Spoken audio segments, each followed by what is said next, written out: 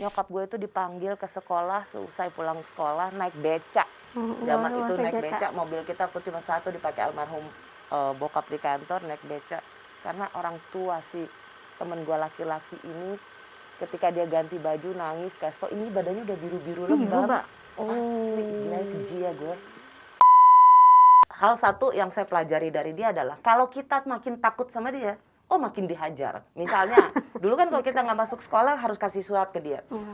Kalau kita cuman pagi sini, dia marah. Apa? Kamu mau ngomong apa? Aku minta maaf, terima kasih udah dapat kesempatan ini, tapi aku mau resign karena aku menikah. Terus hubungannya apa? Aku bilang gitu. Iya, calon suamiku dan keluarganya keberatan aku tetap kerja. Oh my god! Gue kayak masih berada di zaman Siti Nurbaya. Ya. Kawin aja, kenapa lu harus berhenti? Ya.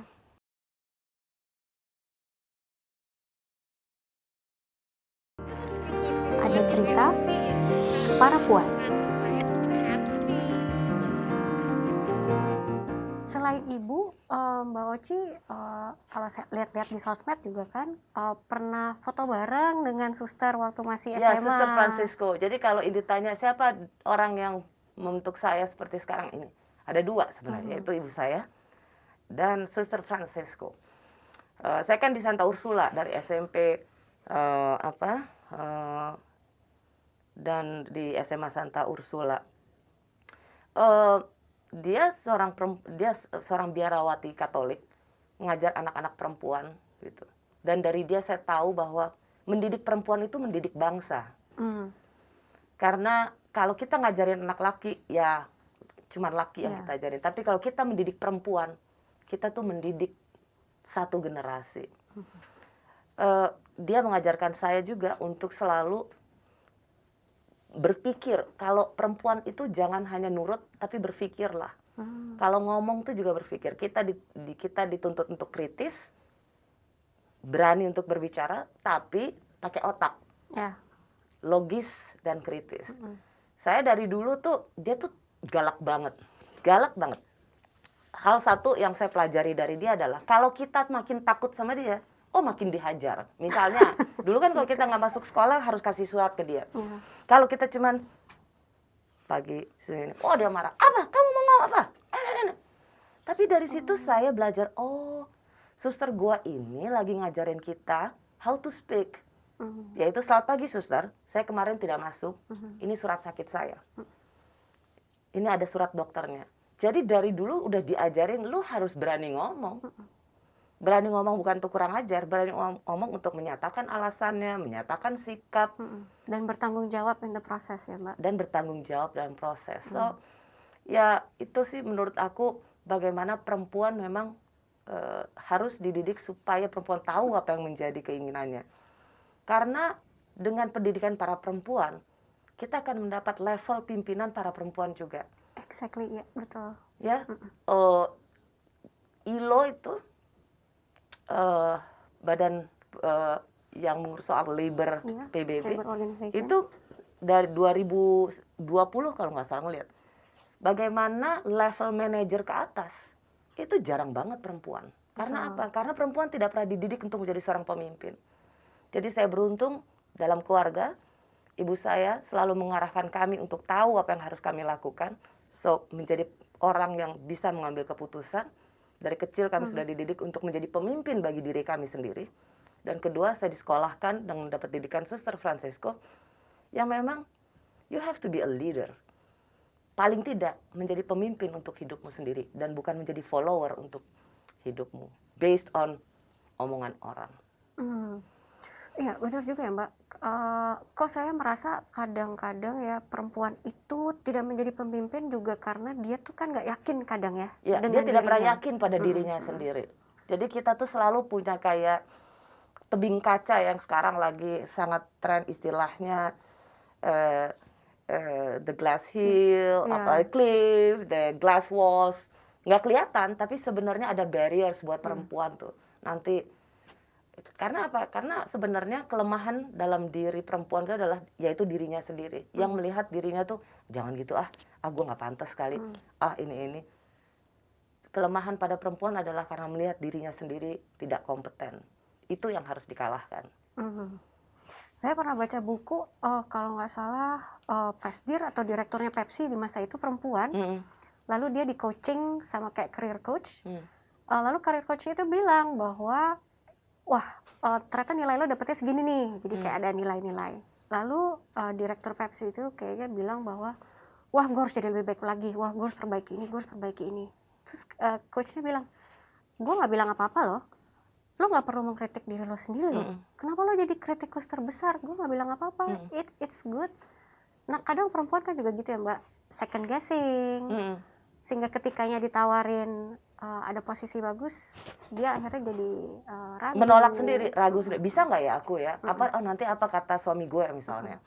Kamu tahu nggak, kayak saya seperti ketika saya menjadi pemimpin redaksi Kompas TV ini, sering sekali kan tidak hanya memberikan surat untuk resign, tapi saya sangat menghargai mereka yang mau resign tuh ketemu dulu sama aku gitu.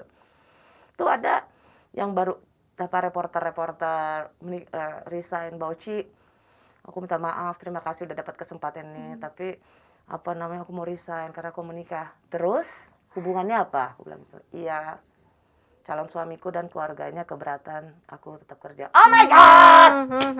Gue kayak masih berada di zaman Siti Nurbaya. Kawin aja, kenapa lo harus berhenti? Iya. Kayak enggak, Mbak, suamiku agak keberatan dan keluarga calon mertua aku juga. Iya. Gue begini, semoga rumah tanggamu selalu berjalan dengan bahagia. Belum jadi aja dia udah ngatur-ngatur lo. Dalam hati gue sih ya. Tapi aku cuma bilang, ya udah, tapi ya semoga kamu bahagia. Anytime kamu memutuskan ini, silakan kembali ke Kompas TV. Tapi what? Ya. Tahu nggak, kemarin lucu. Jadi ada reporter presenter married cowok, terus ceweknya punya karir juga di satu perusahaan yang bagus. Tahu nggak, aku bilang gini, awas lo ya, suruh-suruh bini lo berhenti kerja. Itu perusahaan salah satu one of the most wanted company. Awas lo suruh-suruh bini lo cerai. Awas lo kalau suruh-suruh bini lo resign. Jangan malu-maluin reporter Kompas TV. Asli gue gituin. Karena dia kan, istri gue tanya, siapa calon istri lo? Oh ya, kerja juga, Mbak, di satu perusahaan yang bagus. Saya tahu banget itu range fresh graduate kerja di situ aja gajinya bagus. Aku langsung bilang, awas lo ya, suruh-suruh bini lo resign gara-gara jadi istri lo. Dan malu-maluin gue. Tapi itu lucu loh, Mbak. Mbak bilang jangan malu-maluin gue dan jangan malu-maluin Kompas TV kan. Artinya kan sebenarnya itu encourage dia juga buat percaya diri. Kalaupun istrinya pekerja lebih bagus atau gimana gitu ya. Bahwa orang kalau bekerja di Kompas TV, apalagi dia banyak ngobrol sama aku, jangan jadi pria yang pikirannya cupek gara-gara nanti misalnya gaji istrinya lebih tinggi gitu. But lu kan punya self esteem sendiri, lu harus bangga juga. Sekarang kan udah nggak zaman lah istri gajinya lebih lebih tinggi terus suami merasa minder gitu. Para pria harusnya bersyukur bahwa perempuan juga ikut memberikan dukungan pada keluarga. Jadi nggak laki terus yang dipaksa kerja. Bahwa perempuan juga ikut memberikan kontribusi pada kemandirian keuangan keluarga. Gitu. Nah, kadang-kadang kan para pria ini kejantanannya akan merasa terusik kalau gaji istrinya lebih tinggi. Kayaknya dia kurang jantan kalau nggak lebih kaya dari istrinya. Menurut saya itu sih yang harus direformasi dari pikiran banyak pria saat ini. Yang harus dibuang tuh juga mungkin omongan apa kata dunia ya, apa kata orang, itu emang harusnya buang aja sih yang kayak gitu-gitu. Saya melihat dalam hal ini sebenarnya kita justru sangat mencari para pria yang sangat suportif ya, karena kita bisa maju juga, perempuan akan bisa maju di level-level pimpinan itu ketika kita dapat para pria yang support. Nggak mungkin lah seorang Sri Mulyani sehebat itu kalau Pak Tony suami Bu Ani itu tidak memberikan support, atau Ibu Retno Marsudi, atau begitu banyak para pemimpin dunia kalau nggak suaminya ikut memberi support. Jadi hormat dan salut saya, kagum saya pada para pria yang memberikan ruang pada istrinya untuk maju. Karena menurut saya pria-pria itu sudah selesai dengan dirinya. Dia tidak perlu lagi ada rekognisi dari publik bahwa oh dia pria hebat, dia ini. Karena dia sudah hebat sebagai seorang individu. Dan untuk itu, kenapa itu bisa terjadi? Pasti dari para pria itu dididik oleh seorang ibu yang berpikiran terbuka. Jadi penting para ibu, kita nih ngomong kayak gini, oh perempuan harus gini, gini, gini. Tapi lu di rumah didik anak laki lu gitu nggak? Jangan ngomong kita perempuan harus gini, gini, tapi terus tiba-tiba anak laki lu dididik dengan cari pacar, jangan begitu. Cari istri, sama aja. Jadi seorang ibu juga harus mendidik anak laki-lakinya supaya dia dapat mengenali seorang perempuan yang harus dia hormati dan diberikan ruang untuk tumbuh bersama ketika dia memang sedang berkomunikasi dengan seorang perempuan atau punya hubungan dengan seorang perempuan. Saya 1000% yakin para pria itu pasti berasal dari rahim dan dididik oleh seorang ibu yang hebat, berpikiran sangat terbuka. Karena tanpa itu nggak mungkin. Kan kadang-kadang ya kontradiksinya adalah kita para perempuan tuh, oh hebat ya, kita harus gini perempuan gini. Tapi perempuan itu sendiri di rumah didik anak laki-lakinya, membuat laki-laki itu menjadikan perempuan second citizen, kan sama aja bohong. Ya. Berarti Mbak sebenarnya juga sangat bersyukur dengan suami ya Mbak? Oh iya, ketemu yang pas, ya? Mertua gue mah keren. Apalagi saya tuh nggak sempat ketemu sama ibu mertua saya karena udah keburu meninggal. Ya ayah mertua saya keren banget, the way he treats his wife, saya dengar cerita.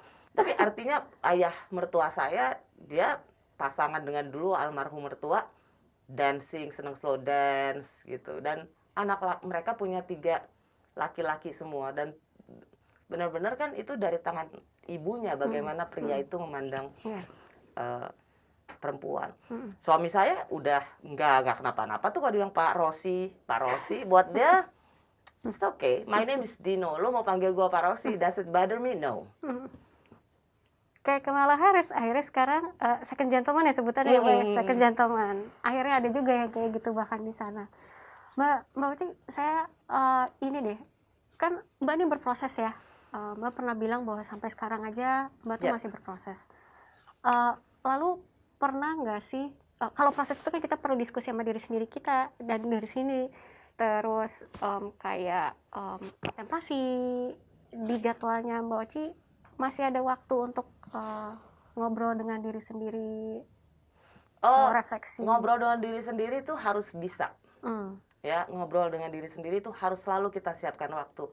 Apakah pagi, ada yang biasa yoga, meditasi, apakah malam pada saat sebelum tidur dan berdoa.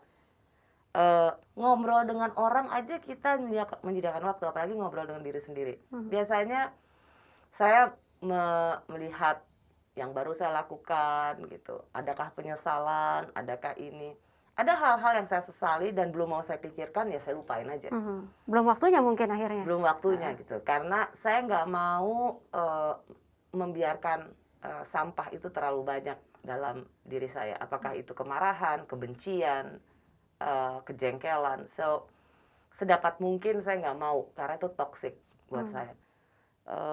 Ada hal-hal tapi kemudian yang saya lihat, oke, ini salah, next time aku mau berubah. Misalnya, oke, tadi gue kayaknya marahnya terlalu ini, lain kali nggak boleh seperti itu. So, ya intinya sih sebenarnya kita penting untuk berkomunikasi dengan diri sendiri. Ngobrol sama orang aja untuk kongko-kongko kita nyiapin waktu. Masa kongko-kongko untuk diri sendiri enggak? Terus. Kalau Mbak sendiri di pagi, di malam? Saya pagi biasanya masih treadmill, habis itu sedikit sekali yoga aja.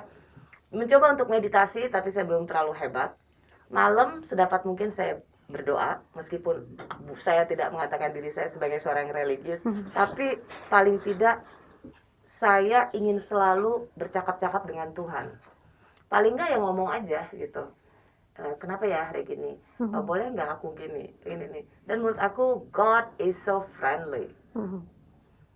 Jadi ya bahkan dalam doa saya I'm talking to Him dan asking Him for favor. Sama mungkin kadang-kadang melihat Tuhan itu juga tidak saja maha pemurah, tapi juga jokes-nya lumayan. Jadi kadang-kadang hidup kita sebenarnya lucu juga. Saya bilang, okay, God, you have a very good sense of humor. Iya benar, kadang-kadang udah kita ketawain aja sih. Iya, ketawain aja. Masalah-masalah gitu. kalau tadi kan Mbak Oce udah bilang bahwa perempuan hebat itu akhirnya adalah yang berani mengambil keputusan dan berani bertanggung jawab, yang pastinya akhirnya seperti itu. Kalau ngelihat perempuan Indonesia yang sekarang deh ya Mbak Oci, dari waktu dulu dan sekarang Mbak Oci lihat ada perubahan nggak sih?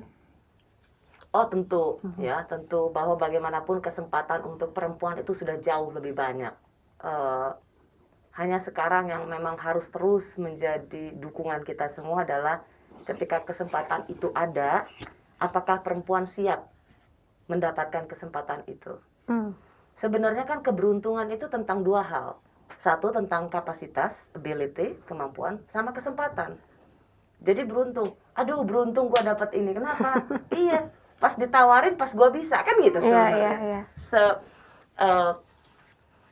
Perempuan harus, kesempatan itu akan datang kapanpun. Perempuan harus siap dan pecahkan semua rintangan yang ada di depan mata.